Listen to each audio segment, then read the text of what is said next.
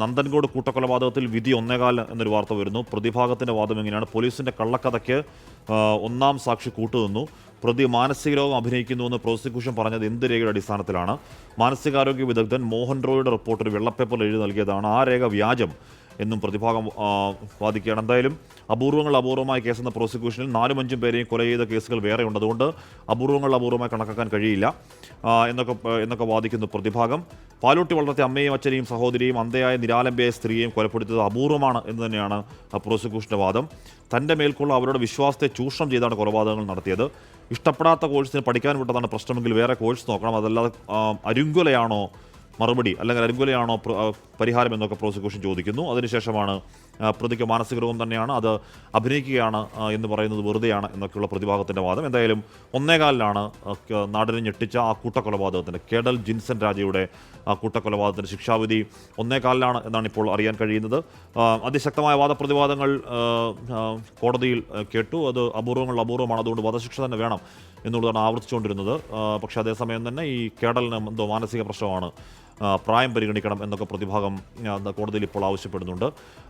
ശിക്ഷ എന്തായാലും 1.25-ന് ഉണ്ടാകും. അത് ഈ അടുത്ത കാലത്ത് നമ്മൾ ഈ പറയുന്ന വെഞ്ഞാറമൂട് കൂട്ടക്കൊലപാതകത്തിന് തൊട്ട് മുമ്പ് ഒരുപക്ഷെ നാടത്രത്തോളം, ഇലന്തൂർ നരബലി ഒക്കെ സമയത്ത് നാടത്രത്തോളം ഞെട്ടിയ ഒരു സംഭവങ്ങളിലൊന്നാണ്. എന്തോ ആസ്ട്രൽ പ്രൊജക്ഷൻ എന്നൊക്കെയുള്ള ആദ്യമായി കേട്ടത് നമ്മളാണ്.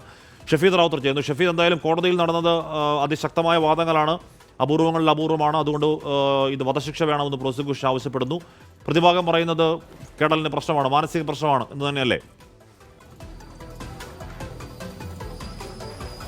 അശ്മി, തീർച്ചയായിട്ടും അങ്ങനെ തന്നെയുള്ള ഒരു വാദപ്രതിവാദമാണ് ശിക്ഷാവിധിയിൽ ഇന്ന് അല്പസമയം മുൻപ് തിരുവനന്തപുരം 6ാം അഡീഷണൽ സെഷൻസ് കോടതിയിൽ നടന്നത്. നേരത്തെ വിചാരണ ഘട്ടത്തിൽ പ്രോസിക്യൂഷൻ ശക്തമായി ഉയർത്തിയിട്ടുള്ള തെളിവുകളടക്കം ചൂണ്ടിക്കാട്ടി ശക്തമായി ഉയർത്തിയിട്ടുള്ള വാദങ്ങൾ, അതിന്റെ ഒരു രത്നച്ചുരുക്കം, അതിൽ ശിക്ഷാവിധിയിൽ ഒരു തരത്തിലുള്ള ഇളവും പാടില്ല, പരമാവധി ശിക്ഷ തന്നെ കേഡൽ ജിൻസൺ രാജയ്ക്ക് നൽകണം എന്ന് ആവർത്തിച്ച് ചില കാര്യങ്ങൾ വിശദീകരിച്ചുകൊണ്ട് കോടതിയിൽ പ്രോസിക്യൂഷൻ ശിക്ഷാവിധിയിൽ വാദം നടക്കുമ്പോഴും പറഞ്ഞു എന്നുള്ളതാണ് ഏറ്റവും പ്രധാനപ്പെട്ട കാര്യം.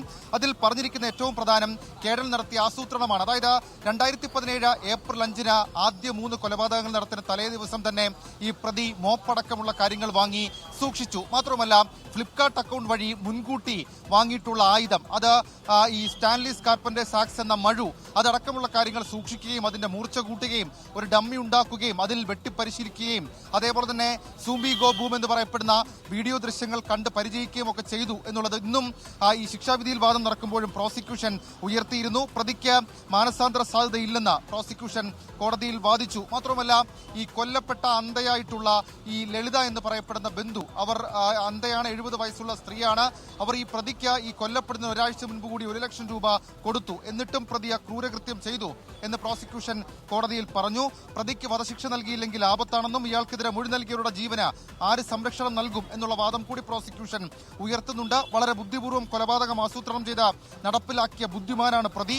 4 പേരെ വെട്ടിക്കൊലപ്പെടുത്തി കത്തിച്ച പ്രതി ഒരു തരത്തിലും മാനസാന്തരപ്പെടാൻ സാധ്യതയില്ല. അതുകൊണ്ട് മാനസാന്തരം അതല്ലെങ്കിൽ റീഹാബിലിറ്റേറ്റ് ചെയ്യണം എന്നുള്ള വാദം അത് കോടതി പരിഗണിക്കരുത് എന്നുള്ളത് കൂടി പ്രോസിക്യൂഷൻ ഇന്ന് ഈ ശിക്ഷാവിധിയിൽ വാദം നടക്കുമ്പോൾ പറഞ്ഞിട്ടുണ്ട്. അപൂർവമായ കേസാണെന്നും പ്രോസിക്യൂഷൻ ചൂണ്ടിക്കാട്ടുന്നു. 4-5 പേരെയും കൊല ചെയ്ത കേസുകൾ വേറെയുണ്ട്. പക്ഷേ പാലൂട്ടി വളർത്തിയ അമ്മയെയും അച്ഛനെയും സഹോദരിയെയും ക്രൂരമായി കൊലപ്പെടുത്തുക, നിരാലംബയ ഒരു സ്ത്രീയെ കൊലപ്പെടുത്തിയത് അപൂർവമാണ്. തന്റെ മേൽക്കുള്ള അവരുടെ വിശ്വാസത്തെ ചൂഷണം ചെയ്താണ് പ്രതി കൊലപാതകങ്ങൾ നടത്തിയത്. ഇഷ്ടപ്പെടാത്ത കോഴ്സിന് പഠിക്കാൻ വിട്ടതാണ് പ്രശ്നമെങ്കിൽ വേറെ കോഴ്സ് നോക്കണമായിരുന്നു, അല്ലാതെ അരും കൊല അല്ലായിരുന്നു വേണ്ടത് എന്നുള്ള കാര്യം കൂടി പ്രോസിക്യൂഷൻ കോടതിയിൽ അവതരിപ്പിച്ചു. അതേസമയം പ്രതിഭാഗമാകട്ടെ ഈ പോലീസിന്റെ കള്ളക്കഥകൾക്ക് 1-ാം സാക്ഷി കൂട്ടുനിന്നു എന്നുള്ള കാര്യമാണ് പറഞ്ഞത്. ഈ പ്രതിക്ക് മാനസികാരോഗ്യം അഭിനയിക്കുന്നെന്ന് പ്രോസിക്യൂഷൻ പറഞ്ഞത് എന്ത് രേഖയുടെ അടിസ്ഥാനത്തിലാണ്? മാനസികാരോഗ്യ വിദഗ്ധൻ മോഹൻ റോയുടെ റിപ്പോർട്ട്, ഒരു വെള്ളപ്പേപ്പറിൽ എഴുതിയ വെറും റിപ്പോർട്ട്, അതൊരു വെള്ളപ്പേപ്പറിൽ എഴുതിയത് മാത്രമാണ്. ആ രേഖ വ്യാജമാണെന്ന് കൂടി പ്രതിഭാഗം ശിക്ഷാവിധിയിൽ വാദം നടക്കുമ്പോൾ ഉയർത്തിയിട്ടുണ്ട്. അതായത് വിചാരണഘട്ടത്തിൽ പ്രതിഭാഗത്തിന്റെ ഒരേ ഒരു വാദം കേഡൽ ജിൻസൺ രാജയ്ക്ക് മാനസിക പ്രശ്നമുണ്ട് എന്നുള്ളതാണ്. എന്നാൽ ഈ ട്രയലിന് പരിഗണിക്കുമ്പോൾ തന്നെ വിശദമായ മെഡിക്കൽ ബോർഡൊക്കെ രൂപീകരിച്ച ട്രയലിന് യോഗ്യനാണ് അല്ലെങ്കിൽ ട്രയലിന് പ്രാപ്തിയുണ്ട് എന്നുള്ള കാര്യം നിശ്ചയിച്ച ശേഷമായിരുന്നു കോടതി ട്രയൽ അടക്കം തുടങ്ങിയത്. ഏതായാലും അതടക്കമുള്ള വാദങ്ങൾ പ്രതിഭാഗം ഒന്നുകൂടി ആവർത്തിച്ചു എന്നുള്ളതാണ്. പരമാവധി ശിക്ഷ, വധശിക്ഷ തന്നെ നൽകണം എന്ന പ്രോസിക്യൂഷൻ ശക്തമായി കോടതിയിൽ വാദിക്കുകയും ചെയ്തിട്ടുണ്ട്. ഏതായാലും 1:15 ഉച്ചയ്ക്ക് 1:15 വിധി പറയും. ഏതാണ്ട് 4 പേരെ ക്രൂരമായി കൊലപ്പെടുത്തിയ നന്തങ്കോട് കൂട്ടക്കൊലപാതക കേസിൽ 1:15 തിരുവനന്തപുരം 6ാം അഡീഷണൽ സെഷൻസ് കോടതി വിധി പറയും. ആഷ്മി. ഡോക്ടർ മോഹൻ റോയ് ഈ മേഖലയിൽ വലിയ അനുഭവപരിചയമുള്ള ആളാണ്. അത് എന്താണ് ഈ പറയുന്ന കേഡലുമായി വിശദമായി സംസാരിക്കുകയും ആസ്ട്രൽ പ്രൊജക്ഷൻ എന്ന് പറയുന്നത് ഒന്നാം തന്നെ ഉടായ്പാണ്, അത് തെറ്റിദ്ധരിപ്പിക്കാൻ വേണ്ടി പോലീസിനെ വഴിമാറ്റി വിടാൻ വേണ്ടി എന്നൊക്കെ പറഞ്ഞാൽ ആധികാരികമായി തയ്യാറാക്കിയ ഡോക്ടർ മോഹൻ റോയുടെ റിപ്പോർട്ടാണ് സമർപ്പിച്ചത്. അത് വ്യാജമാണ് എന്ന് പ്രതിഭാഗം പറയുന്നത് പിടിച്ചു നിൽക്കാൻ വേണ്ടി മാത്രമല്ലേ ഷഫീദ്? ഉറപ്പായിട്ടും. കാരണം നമുക്കറിയാം, ഈ 2017 ഏപ്രിൽ 10 തിരുവനന്തപുരം റെയിൽവേ സ്റ്റേഷനിൽ നിന്ന് കേദലിനെ പോലീസ് പിടികൂടുന്നത്. അതിനുശേഷം ഇൻവെസ്റ്റിഗേഷൻ ഓഫീസർ ചോദ്യം ചെയ്തപ്പോൾ അദ്ദേഹം പറഞ്ഞ കാര്യവും പിന്നാലെ ഏതാണ്ട് 5 ദിവസത്തിന് ശേഷം ഈ മാനസികാരോഗ്യ വിദഗ്ധൻ ആദ്യം കേദലിനോട് കാര്യങ്ങൾ ചോദിച്ചറിയുമ്പോൾ തന്നെ കേദൽ പറഞ്ഞ കാര്യങ്ങളും രണ്ടും രണ്ടാണ്. ഇന്ന് പ്രോസിക്യൂഷൻ കോടതിയിൽ പറഞ്ഞ മറ്റു ചില കാര്യങ്ങൾ കൂടിയുണ്ട്, അതുകൂടി നമുക്ക് ഇവിടെ പങ്കുവയ്ക്കാം. അത് ഈ ആസ്ട്രൽ പ്രൊജക്ഷനുമായി ബന്ധപ്പെട്ടായിരുന്നു. അതായത് ഈ സ്വർഗപ്രവേശന ആഭിചാര വിദ്യ എന്ന് കേദൽ നുണ പറഞ്ഞു എന്നുള്ളതായിരുന്നു പ്രോസിക്യൂഷന്റെ വാദം. അങ്ങനെ ഒരു കാര്യത്തെക്കുറിച്ച് ഇയാൾക്ക് കാര്യമായ അറിവില്ല എന്ന് പിന്നീട് ചോദ്യം ചെയ്യലടക്കം പോലീസ് കണ്ടെത്തിയിരുന്നു. ഈ ആസ്ട്രൽ പ്രൊജക്ഷനും ഈ ശിക്ഷാവിധിയിൽ വാദം നടക്കുമ്പോൾ പ്രോസിക്യൂഷൻ കോടതിയിൽ ഉയർത്തി.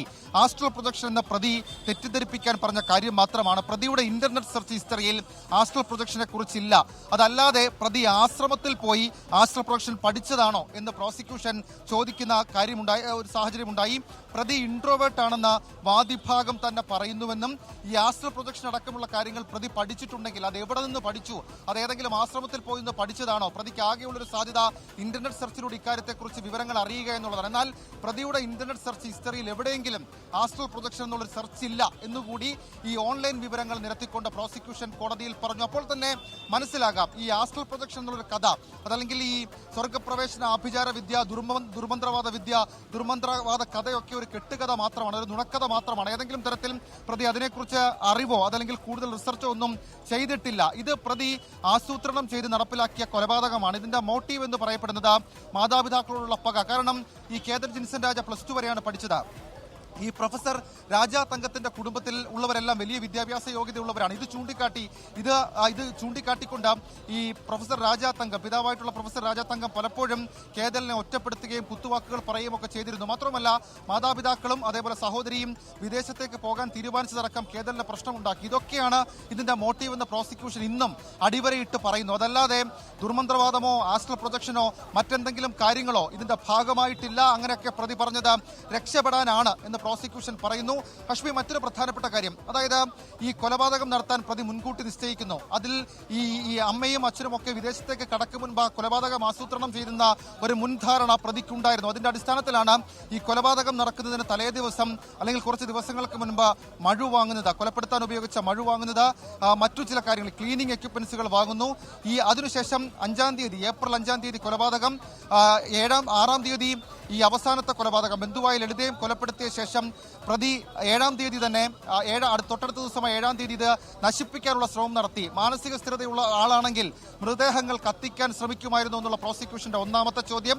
രണ്ടാമത്തെ ചോദ്യം, 8-ാം തീയതി വീണ്ടും ഈ മൃതദേഹം നശിപ്പിക്കാനുള്ള ശ്രമത്തിനിടെ ഇത് പുറത്തേക്കറിയും എന്ന് സൂചന കിട്ടിയപ്പോൾ തന്നെ പ്രതി സ്വന്തം ഐഡന്റിറ്റി കാർഡും അതേപോലെ തന്നെ ആ വീട്ടിലുണ്ടായിരുന്ന 60,000 രൂപയും എടുത്തുകൊണ്ട് കൃത്യമായി ചെന്നൈയിലേക്ക് ഒളിവിൽ പോകുമായിരുന്നോ എന്നുള്ള കാര്യം ചോദിക്കുന്നുണ്ട്. മാത്രവുമല്ല കസ്റ്റഡിയിലായതിനു ശേഷം പ്രതിയെ ചോദ്യം ചെയ്തപ്പോൾ പ്രതി പറഞ്ഞത് താൻ എവിടെയൊക്കെയോ അലഞ്ഞു തിരിഞ്ഞ് നടക്കുകയായിരുന്നു, ഈ കൊലപാതക വിവരം അറിഞ്ഞാണ് തിരികെ നാട്ടിലേക്ക് എത്തിയത് എന്ന് കള്ളം പറഞ്ഞത് എന്തിന് എന്നതടക്കമുള്ള കാര്യങ്ങൾ പ്രോസിക്യൂഷൻ ഉയർത്തിയപ്പോൾ ഈ ആസ്ട്രൽ പ്രൊജക്ഷൻ എന്നുള്ള വാദമൊന്നും കോടതിയിൽ ഒരു തരത്തിലും നിലനിൽക്കില്ല. പ്രതിക്ക് മാനസിക പ്രശ്നമുണ്ട് എന്നുള്ള പ്രതിഭാഗം വാദം, അതും ഈ ശിക്ഷയിൽ ഇളവ് നേടാനുള്ള തന്ത്രം മാത്രമാണെന്നും പ്രോസിക്യൂഷൻ കോടതിയിൽ വാദിച്ചിട്ടുണ്ട്.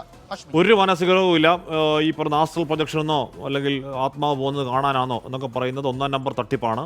ദേഷ്യം വന്ന് വെട്ടിക്കൊന്നതിൻ്റെയാണ് എന്നാണ് പ്രോസിക്യൂഷൻ്റെ വാദം. അത് ശരിവെച്ചത് ഈ പറഞ്ഞ ആസ്ട്രൽ പ്രൊജക്ഷൻ എന്നൊക്കെ പറയുന്നത് വെറുതെയാണ് എന്നുള്ളത് ഡോക്ടർ മോഹൻ റോയുടെ റിപ്പോർട്ടുകളിൽ വ്യക്തമായതുമാണ്. അത് കോടതിക്ക് ബോധ്യപ്പെടുകയും ചെയ്യുന്നു. 1:15 അതിൽ ശിക്ഷാവിധി ഉണ്ടാകും. അപൂർവം ആയ കേസാണ്, അതുകൊണ്ട് വധശിക്ഷ നൽകണം എന്നാവശ്യപ്പെടുന്നു പ്രോസിക്യൂഷൻ. പക്ഷേ പൊതുവെ വധശിക്ഷയ്ക്ക് നമ്മുടെ കോടതികൾ ഇപ്പോൾ അത്ര അനുകൂലമല്ല എന്നതുകൊണ്ട് നമുക്ക് കാത്തിരുന്ന് കാണാം ഏത് ശിക്ഷാവിധി അവിടെ ഉണ്ടാകുമെന്ന കാര്യം. ഓക്കെ.